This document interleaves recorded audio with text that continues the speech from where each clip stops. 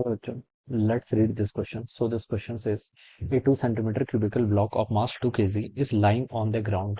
What is the pressure exerted by the block on the ground? Ground पर देखिए क्या pressure आपका apply करेगा ब्लॉक, ये हमें कैलकुलेट करके बताना है. सो लेट्स, तो हम देखिए बच्चों इस क्वेश्चन का की कॉन्सेप्ट क्या लिख सकते हैं. The key concept of this question is, हमें यहाँ पर प्रेशर कैलकुलेट करके बताना है. क्या करना है? प्रेशर कैलकुलेट करके बताना है.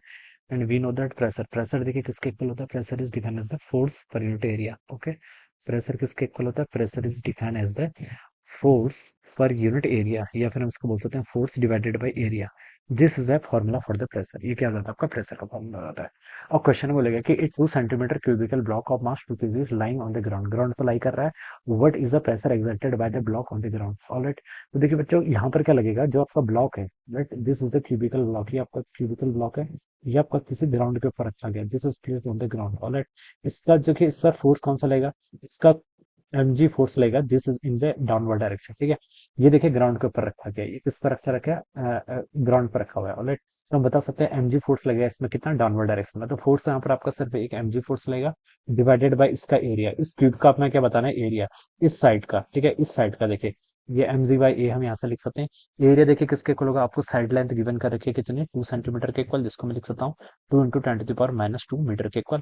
और एरिया देखिए कितना होता है? एरिया आपका एल स्क्वायर के इक्वल होगा. तो आप इसको यहाँ पे स्क्वायर करेंगे तो 4 इंटू 10⁻⁻4 मीटर का स्क्वायर ये आ जाएगा. Alright, this would be the area. ये क्या आ जाएगा? यहाँ से एरिया आ जाएगा.